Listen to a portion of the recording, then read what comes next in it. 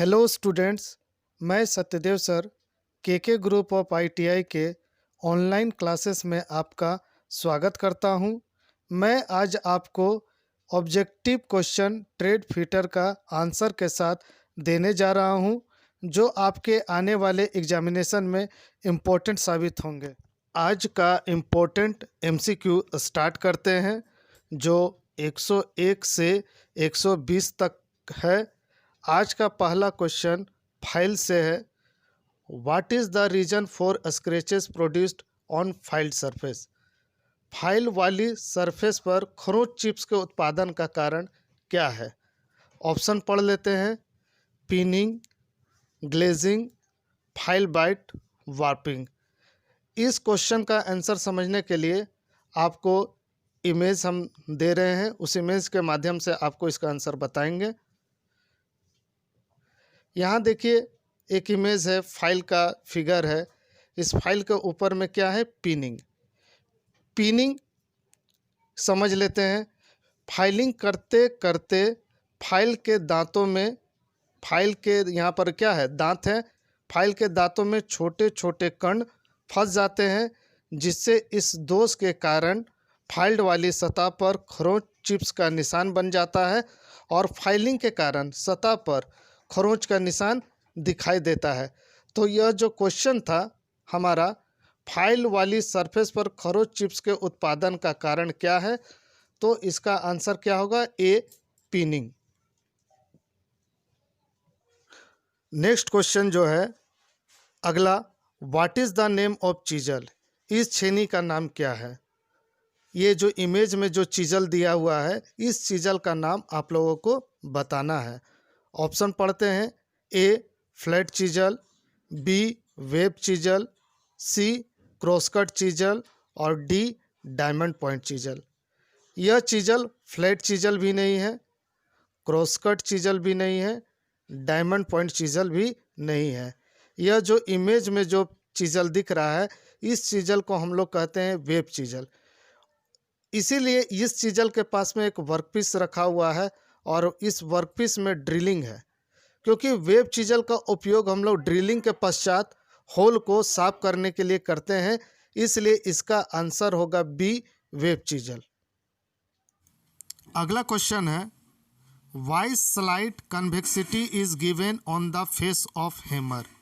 मतलब क्यों हथौड़े के चेहरे पर थोड़ी उतलता दी जाती है? हैमर के फेस पर क्यों कन्वेक्सिटी दिया जाता है? ऑप्शन पढ़ लेते हैं। टू मेक इफेक्टिव स्ट्राइकिंग, प्रभावी चोट बनाने के लिए।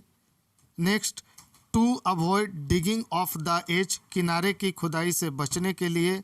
सी में है to allow even load on striking, चोट मारते समय एक समान लोड की अनुमति देने के लिए। नेक्स्ट है to prevent damage to work surface, काम की सतह को नुकसान को रोकने के लिए। हैमर का स्लाइटली कॉन्वेक्सिटी देने का कारण जो होता है, इसका आंसर आप लोग याद भी कर सकते हैं। To avoid digging of the edge, मतलब किनारे की खुदाई से बचने के लिए हैमर के फेस पर कॉन्वेक्सिटी दिया जाता है, इसलिए इसका आंसर होगा बी। नेक्स्ट क्वेश्चन है 104, हैमर से है। What is the name of hammer? इस हैमर का नाम हमें बताना है।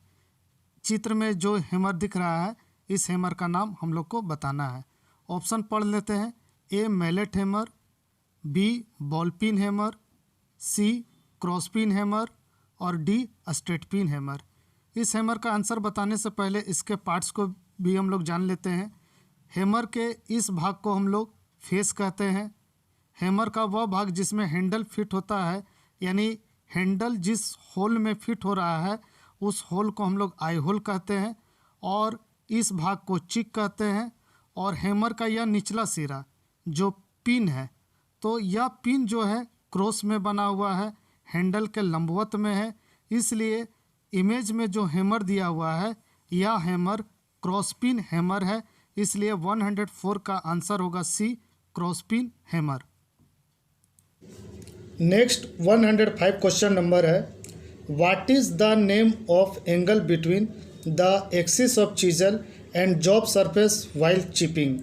अर्थात चिपिंग करते समय छेनी के अक्ष और जॉब की सतह के बीच के कोण का नाम क्या है।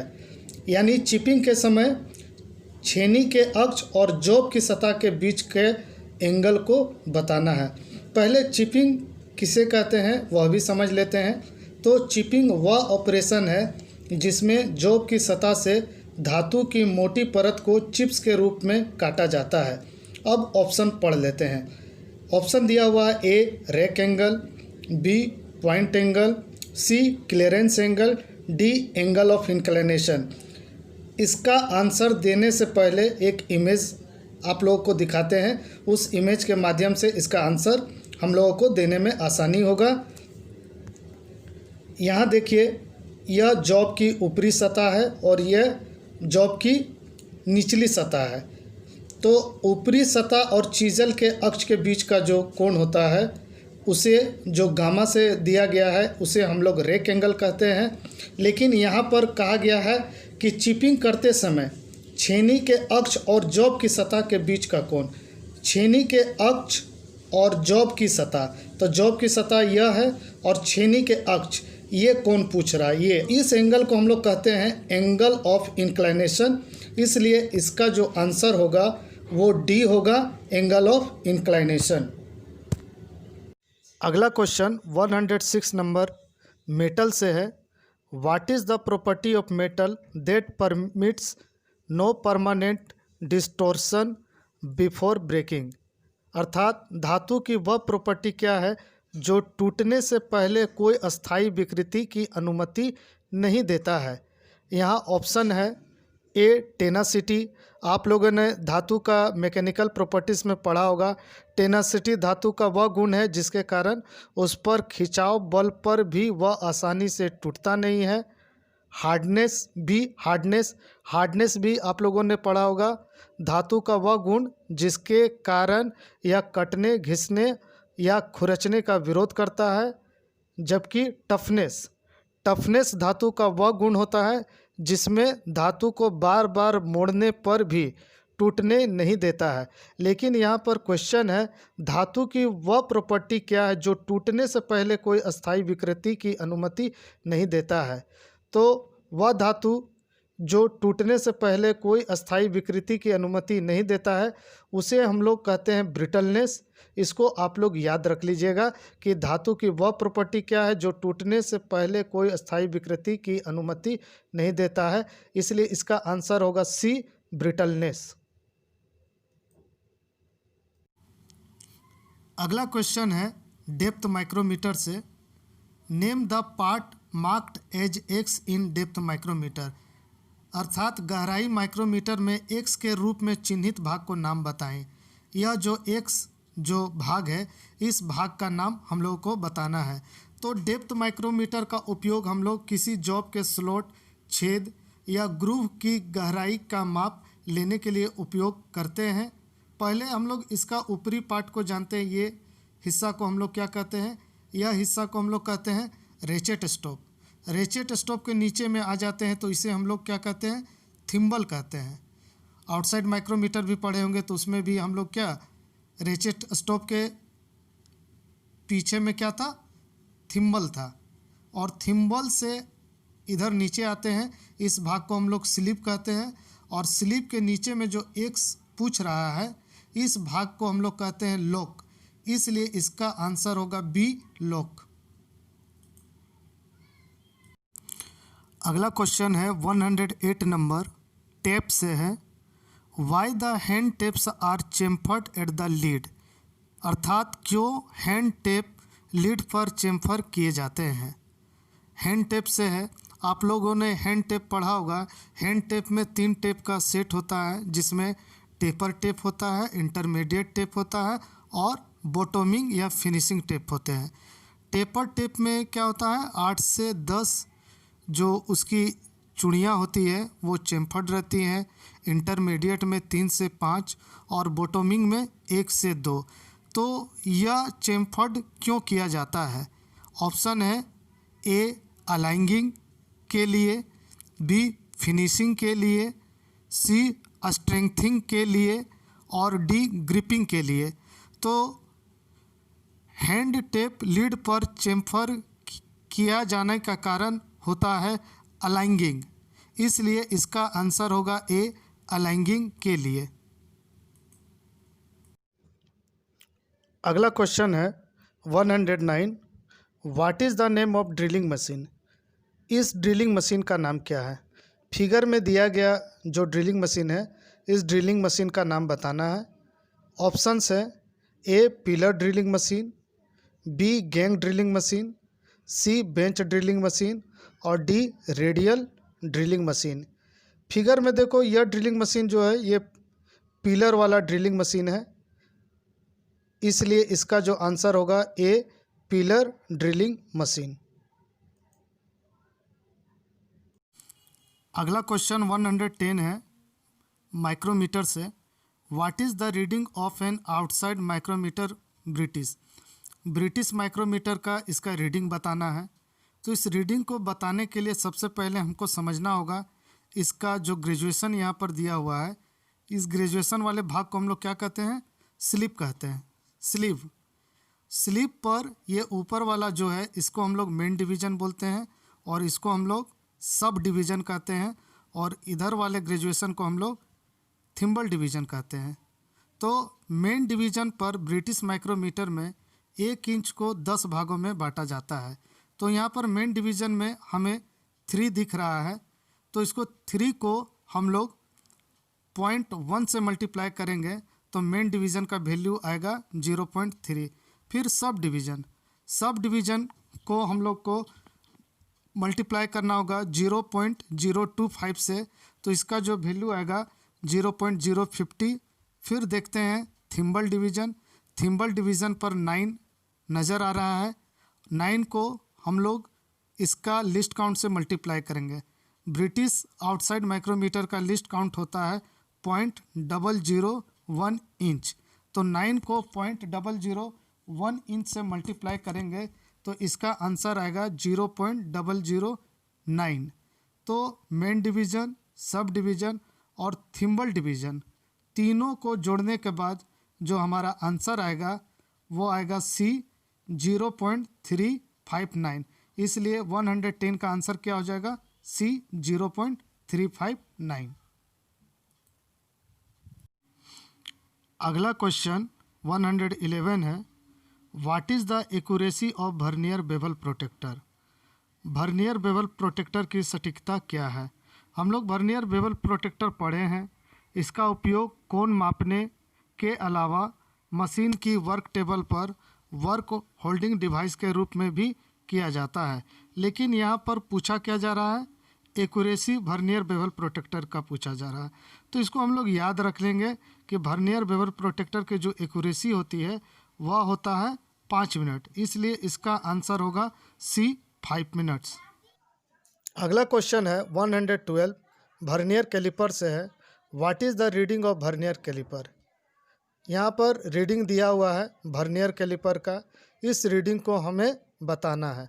ऑप्शन दिया हुआ ए 30.20 मिलीमीटर, बी 30.40 मिलीमीटर, सी 35.20 मिलीमीटर और डी 35.50 मिलीमीटर। तो इसका रीडिंग देने से पहले हमको इसका मेन स्केल और वर्नियर स्केल को देखना होगा। तो ऊपर वाले को हम लोग मेन स्केल कहते हैं, तो मेन स्केल का रीडिंग हम लोग लेने के लिए इसका वर्नियर स्केल का 0 लाइन से मिलाते हैं। तो यहाँ 0 देख रहे हैं, ये यहाँ पर है, तो यह मेन स्केल यहाँ पर 4 है यानी 40 है। इसका पहले में हम देखते हैं यहाँ 35 है, तो 0 लाइन यहाँ पे है, तो इसका मेन स्केल का जो वैल्यू हो गया वह कितना हो गया, 35 मिलीमीटर। अब वर्नियर स्केल देखते हैं कि मेन स्केल के किस लाइन से मिलता है। तो यहाँ पर देख रहे हैं कि वर्नियर स्केल जो है 25 जो है मेन स्केल के लाइन से मिल रहा है, तो वर्नियर स्केल का वैल्यू कितना हो गया, 25। तो वर्नियर स्केल का 25 को इसका लिस्ट काउंट से मल्टीप्लाई करेंगे तो वर्नियर कैलिपर का जो लिस्ट काउंट होता है वह होता है 0.02। तो इसको मल्टीप्लाई करने के बाद जो वैल्यू आएगा वह आएगा 0.50। अब हम क्या करेंगे, इसका मेन स्केल कितना था, 35 और वर्नियर स्केल का वैल्यू कितना आ गया 0.50। तो दोनों को ऐड करेंगे तो 35 और 0.50, तो इसको दोनों को ऐड करने के बाद कितना आ जाएगा 35.50। इसलिए 112 का इसका आंसर हो जाएगा डी 35.50 मिलीमीटर। नेक्स्ट है 113 question, why surface plate are made of a stress relieved good quality cast iron. क्यों सतह प्लेटों तनाव मुक्त अच्छी कास्ट आयरन से बने होते हैं। अर्थात हमें बताना है कि सरफेस प्लेट जो होती है वो क्यों अच्छी क्वालिटी कास्ट आयरन की बनी होती है। ऑप्शन है टू प्रिवेंट कोरोजन, क्षरण को रोकने के लिए। बी है टू प्रिवेंट ब्रेकिंग, टूटने से रोकने के लिए। सी है टू प्रिवेंट डिस्टोर्शन, विकृति को रोकने के लिए। नेक्स्ट डी है टू प्रिवेंट थर्मल एक्सपेंशन। हम लोग पहले भी पढ़े होंगे क्लास में कि जो सरफेस प्लेट है वो कास्ट आयरन से बनाई जाती है, लेकिन यहाँ पूछा जा रहा क्यों बनाई जाती है, तो इसका उत्तर होगा, आंसर होगा डिस्टोर्शन, टू प्रिवेंट डिस्टोर्शन, विकृति को रोकने के लिए। तो 113 का आंसर जो होगा वह होगा सी टू प्रिवेंट डिस्टोर्शन।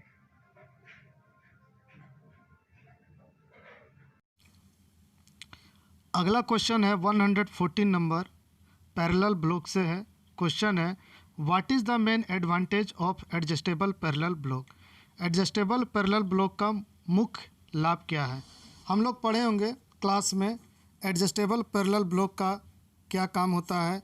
मशीनिंग के समय जॉब की सेटिंग के लिए हम लोग पैरेलल ब्लॉक का उपयोग करते हैं। ऑप्शन यहाँ दिया हुआ है to set different angle, B है to set different depth, C है टू सेट डिफरेंट लेंथ और डी में है टू सेट डिफरेंट हाइट। हम लोग पैरेलल ब्लॉक का उपयोग विभिन्न ऊंचाइयों में भी एडजस्ट करके करते हैं, इसलिए इसका जो आंसर होगा वो डी हो जाएगा टू सेट डिफरेंट हाइट। अगला क्वेश्चन 115 जो है वो सरफेस गेज से है, यूनिवर्सल सरफेस गेज से। Which part of universal surface gauge is use to set a scriber at required position exactly. इसका मतलब है यूनिवर्सल सरफेस गेज के किस भाग का उपयोग आवश्यक सही पोजीशन पर अस्क्राइबर सेट करने के लिए किया जाता है। ऑप्शन पढ़ लेते हैं, ए स्नग, बी गाइड पिन, सी रोकर आर्म और डी फाइन एडजस्टमेंट स्क्रू। इस क्वेश्चन का आंसर देने से पहले यूनिवर्सल सरफेस गेज का इमेज आप लोग देख लीजिए, उससे समझ में आएगा कि इसका आंसर क्या होना चाहिए। यहाँ पे एक यूनिवर्सल सरफेस गेज है। यूनिवर्सल सरफेस गेज का उपयोग हम लोग मार्किंग में करते हैं, इसलिए यह एक प्रकार का मार्किंग टूल भी है। यहाँ पर स्क्राइबर है जो स्नग में लगा रहता है। तो आवश्यक सही पोजीशन पर स्क्राइबर को सेट करने के लिए रोकर आर्म के साथ में फाइन एडजस्टमेंट स्क्रू का उपयोग किया जाता है। इसलिए जो क्वेश्चन था हमारा यूनिवर्सल सरफेस गेज के किस भाग का उपयोग आवश्यक सही पोजीशन पर स्क्राइबर सेट करने के लिए किया जाता है, तो इसका आंसर होगा डी फाइन एडजस्टमेंट स्क्रू। अगला क्वेश्चन 116 जो है वह कैलकुलेशन वाला है, बहुत ही आसान है। कन्वर्ट 1 मीटर इंटू मिलीमीटर, यानी मीटर को मिलीमीटर में बदलना है। ऑप्शन है ए 10 मिलीमीटर, बी 100 मिलीमीटर, सी 1000 मिलीमीटर और डी 10,000 मिलीमीटर। तो सबसे पहले 1 मीटर को मिलीमीटर में बदलने के लिए हम लोग जानते हैं कि 1 मीटर में कितना सेंटीमीटर होता है 100 सेंटीमीटर। 1 मीटर में कितना सेंटीमीटर होता है 100 सेंटीमीटर। तो मीटर को पहले सेंटीमीटर में बदल दिए, यानी 100 सेंटीमीटर हो गया। अब सेंटीमीटर से मिलीमीटर में जाएंगे, तो 1 सेंटीमीटर में कितना मिलीमीटर होता है 10 मिलीमीटर। तो 100 सेंटीमीटर को 10 मिली से मल्टीप्लाई करेंगे तो मिलीमीटर में कन्वर्ट हो जाएगा, यानी कितना हो जाएगा, 1 मीटर में 100 इंटू 10 यानी 1000 मिलीमीटर हो जाएगा। तो 116 का जो आंसर हो जाएगा सी 1000 मिलीमीटर।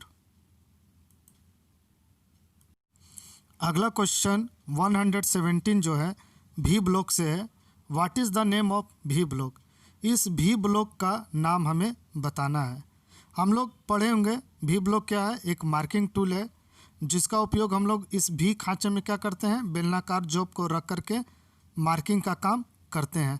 अब ऑप्शन पढ़ लेते हैं। ए भी ग्रुप्ड भी ब्लॉक, बी है सिंगल लेवल सिंगल ग्रुप भी ब्लॉक, सी है डबल लेवल सिंगल ग्रुप भी ब्लॉक, डी है सिंगल लेवल डबल ग्रुप भी ब्लॉक। हम लोग भी ब्लॉक का टाइप भी पढ़े होंगे, उसमें पढ़े होंगे भी ब्लॉक टाइप 1, भी ब्लॉक टाइप 2, भी ब्लॉक टाइप 3। भी ब्लॉक टाइप 1 में हम लोग पढ़े होंगे कि उसमें क्या रहता है, उसमें केवल एक ही भी का खांचा बना होता है, जबकि भी ब्लॉक टाइप 2 में क्या होता है, 2 भी ग्रुप का खांचा बना होता है, और भी ब्लॉक टाइप 3 में 2 भी खांचा के अलावा एक तीसरा आयताकार खांचा भी बना होता है। लेकिन यहाँ पर इमेज में स्पष्ट रूप से दिख रहा है कि यहाँ पर केवल एक ही सिंगल लेवल सिंगल ग्रुप भी ब्लॉक बना हुआ है, इसलिए इसका जो आंसर होगा 117 का B single level single group भी ब्लॉक। नेक्स्ट अगला क्वेश्चन जो है 118 कम्बिनेशन सेट से है। What is the name of the part marked as X in combination set? Combination set में ये जो मार्क्ड एक्स पार्ट है इसे हमें बताना है। पहले तीनों पार्ट को समझ लेते हैं जो कम्बिनेशन सेट में ये दिया हुआ है। ये स्क्वायर हेड है, दूसरा प्रोटेक्टर हेड, तीसरा सेंटर हेड। स्क्वायर हेड का उपयोग हम लोग कम्बिनेशन सेट में 90 डिग्री और 45 डिग्री का एंगल मेज़रमेंट में करते हैं, और साथ में इसका हेड में एक स्क्राइबर लगा होता है जिसकी सहायता से हम लोग मार्किंग का काम भी करते हैं। तो यह जो एक्स पार्ट पूछ रहा है इसको हम लोग कहते हैं स्क्राइबर, इसलिए 118 का जो आंसर होगा बी स्क्राइबर। अगला क्वेश्चन है 119। Which caliper is use to find the centre of round bar? Round bar के केंद्र को खोजने के लिए किस कैलिपर का उपयोग किया जाता है? इसका मतलब है राउंड बार जॉब में हम लोग केंद्र मालूम करने के लिए किस कैलिपर का उपयोग करते हैं? ऑप्शन है A inside caliper, B jenny caliper, C vernier caliper और डी आउटसाइड कैलिपर। हम लोगों ने क्लास में भी पढ़ा होगा कि जेनी कैलिपर का जो उपयोग हम लोग करते हैं वो समांतर लाइनिंग यानी समांतर रेखाएं खींचने के अलावा राउंड बार जॉब के केंद्र को भी निकालने के लिए जेनी कैलिपर का उपयोग किया जाता है, इसलिए 119 का आंसर होगा बी जेनी कैलिपर। आज का अगला और अंतिम क्वेश्चन है 120। What is the name of angle marked A in chisel? इसमें ए मार्क्ड एंगल का नाम बताना है। ऑप्शन पहले पढ़ लेते हैं। A rake angle, B wedge angle, C cutting angle और डी क्या है, क्लियरेंस एंगल। हम लोग पिछले क्वेश्चन में पढ़ चुके हैं रेक एंगल के बारे में, इंक्लाइंड एंगल के बारे में, लेकिन यहाँ पर ये वाला एंगल पूछ रहा है ए। यहाँ पर जो ए वाला जो एंगल है उस एंगल को हम लोग कहते हैं क्लियरेंस एंगल, इसलिए इसका जो आंसर होगा वो हो जाएगा डी क्लियरेंस एंगल।